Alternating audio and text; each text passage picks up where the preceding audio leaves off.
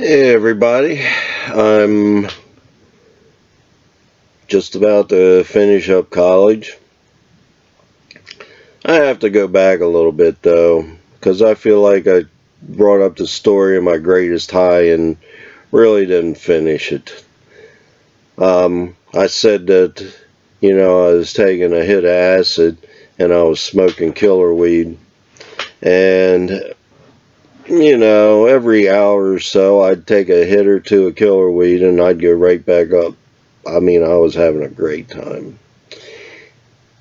And of course, you have to come back down. That's the problem. And that's what I mentioned earlier. That might have put me into the slump that really killed me was later on.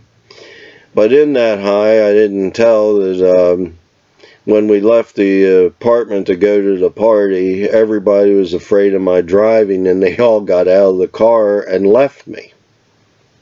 Sitting in the car in the middle of the road. I got the car back to the apartment and they had all left. So I finally said I can do this.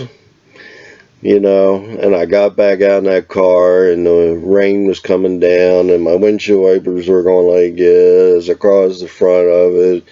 I had tracers going everywhere and lights all over the place, and I'm trying to look through all that crap and figure out what's real and what's not. And somehow I found this house trailer that this party was going to be held at. I had never been there before. No one even knows how I found it. I have no clue. However, I then proceeded to have a good time, and I even told my girlfriend while I was there that I was going to make everybody do something that they normally wouldn't do. And she said, well, what's that? I said, I'm going to hold my finger like this to hold my nose up. And after a while, everybody else is going to be doing it too. And I did. And they did. So anyway, they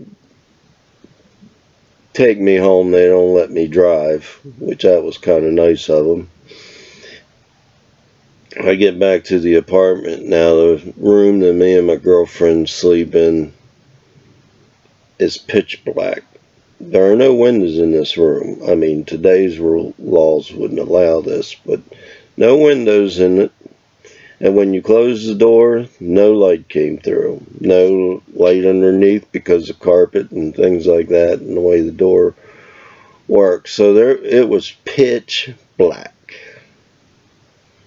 And I'm sitting there still feeling good, but I've smoked up all my killer weed. I can tell I'm coming down, but I haven't started yet. Now look at my hand, and I can see all the bones in it, just like an x-ray. And I thought that was cooler than shit. Maybe it would scare some people, but I just thought, wow. I wonder how that was possible. I can't remember how long, but I know I didn't want it to go away. But there was something else. While I was high, I knew I'd never be that high again. Never. And I never tried. Oh, I did a lot of drugs, but I never did them thinking I was going to get that high. Never tried. Maybe that was good. So I told you in the last video that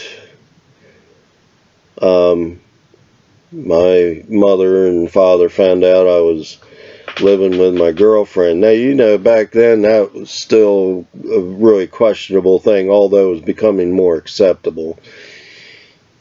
But in a small town like where I grew up, that was still way out of bounds. It wasn't happening much. And if it was, it wasn't being talked about. So here I am, I'm, renting that place, and now I'm getting high more often than ever. Oh yeah, I'll share this one too. When I got back with that KW, couple guys wanted to buy some. Now these guys were bodybuilders. Now I don't know why, how they got there. Well, one day when I walked in, here these guys were in Booker's and Sicky's room, and I went to and rolled up a joint and smoked it and was feeling pretty good. And these guys each took a tote, and after a while they said that I had to cut it because it was too strong.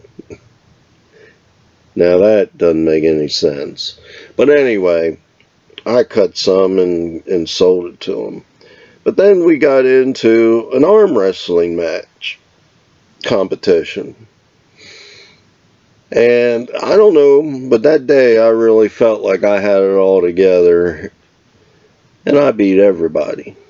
Left-handed, right-handed, didn't matter. I beat everybody. And it was, you might say, sheer will that did it, because I wasn't fast, so I had to actually strong arm every one of them. The next day, I couldn't even lift my arm. I'll tell you, it was a miracle that the bone in my arm didn't break while I was doing that. The pain was, well, it was unbearable, really. It really was. So now I'm living in this place, and I go home for a weekend for whatever. Sometimes I would take her home with me, and this weekend I didn't. And I'm there, and I come in the house, and my parents tell me I need to make a phone call. Something's happened up at college. It was Saturday, I don't know, maybe noontime, something like that. And I called up there, my girlfriend answered, and she starts screaming hysterically something about a house burning down and that I need to come up there. Well, finally, once I got her to settle down, I found out it's the house that I lived in. It had burnt down. It was burnt out. But it was unfixable. And she wanted me to come up there right away, and I said, what for? It's already burnt down. I mean, nothing I can do. She said, well, you might want to get your stuff out and all that. I said, well, can't you do that? Can't you just go up there and get it? And, you know. And anyway, I finally went up. I did go up early on Sunday, so it was still light out, and went in there, and the place was burning out. It was kind of funny. The room between me and Booker and Sicky, the guy that had his name changed and all, his room was burnt out. My room just had minor water damage. Booker's and Sicky's room, minor water damage. So they ended up able to, you know, get all their stuff back out of there.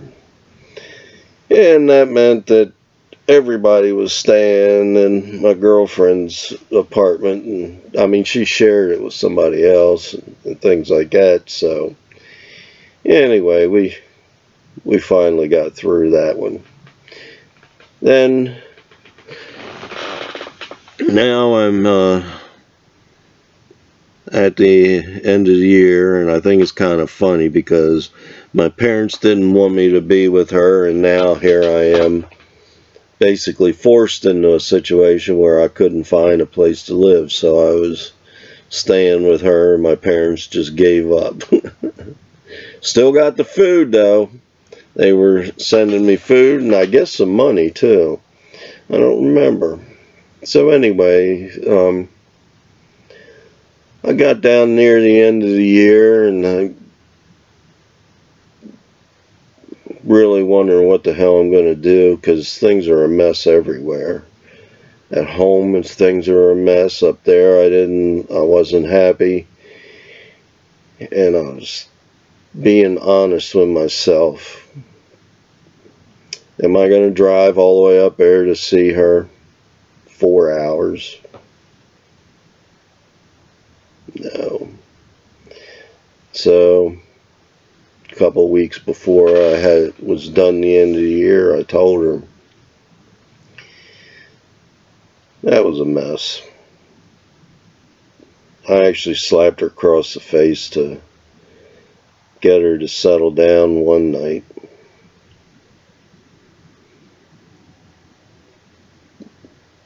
You really got to treat people better than that.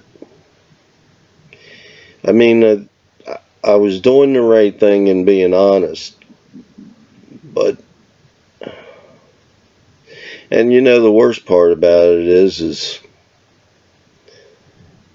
if she didn't if she wouldn't, in other words, if she'd have settled down as far as doing drugs and alcohol, she probably would have been a really good wife for me.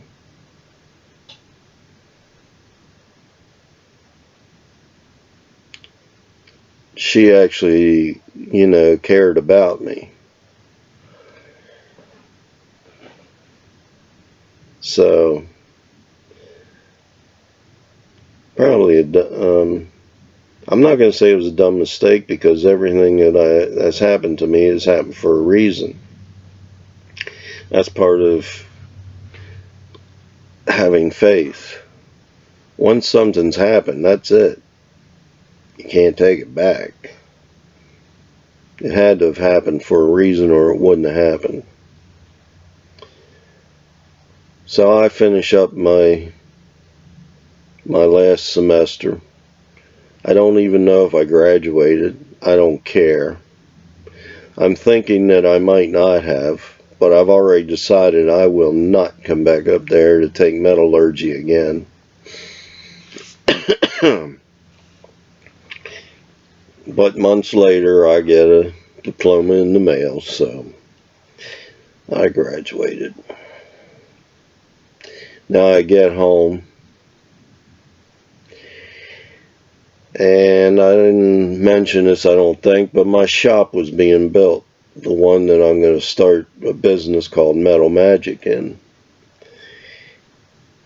And it's a pretty exciting thing, except for my father, who is constantly an asshole. My mother's pleased. She seems like she's feeling better about things. But then my father decides he wants a divorce. Or at least he's living in my shop, sleeping in one of the cars. I don't know why. I don't remember anything in particular. I don't know that my mother ever told me. But I can say this, I didn't want him to move back. I told my mother, I said, fuck him. We don't need him anyway. And I came home not planning on getting a job right away, of course, goofing off like everybody else does. But because of the situation, I went out and got a job right away at a place that I've actually described before, but I guess I'll be describing it again. This place, the owner was, well, he didn't know how to machine anything. He just bought the business thinking he could make money. He thought he was an entrepreneur type, and anything he would touch would turn to gold. Well, he'd already run one business into the ground, so I don't know what he thought he was going to do here. So he proceeds to run it in the ground and piss his employees off, and just to share a few of the things he did. One time he mounted a chuck incorrectly, and so 2 out of the 3 cam locks broke off with only one holding on.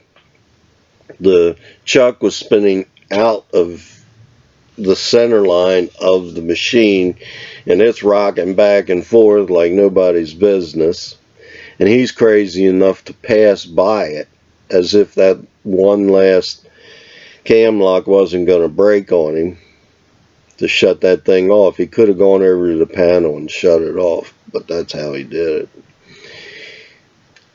He had this huge surface grinder with a 3-foot diameter grinding wheel on it. It was about 4 inches wide. And everybody told me, watch out if he puts a new wheel on it, because he doesn't know what he's doing, and he's blown up 2 wheels already. So he gets the wheel mounted up on the machine, and they have to be trued up and balanced and all that bull crap. I mean, they're not something to mess with because they run at very high speed. Then you have to dress the wheel off so it's running true. And he set up the dressing diamond on the wrong side, because the wheel's turning this way and the diamond is touching the wheel on this side. It pulls it in under it. And sure as shit, here I am running the lathe with my back to that machine, and just like that, I saw that he had it set up wrong. Now here I am just out of college, and I know better than what he's doing. And bam! That sucker blows up, and I have shrapnel hitting me in the back of the head and everything else. Luckily, it didn't have a lot of energy because it had to change direction, and so I survived. Another time, he had a crane that he used to put these parts in the lathe. He turned the lathe on with the crane still hooked to the part. Pulled that crane right down to the damn lathe. And what's he do? He runs out the door. He doesn't even turn the lathe off. And he tells me then one day that I fuck up more shit than anybody else. And I said, except for you. That was the end of my career there. Oh, and that actually happened on the second go round. I had been there once before. Everything was fine then. I also had some fun with them drinking and things like that. Do I have time? Yeah, I'll tell about this. Well, I'll tell about it later, because that and one about me at 7-Eleven. Yeah, what do you call it? Extorting a quarter out of somebody. So, alright, enough of that crap. Just wonder why God put me through all this stuff, huh? Oh, another day. See you later.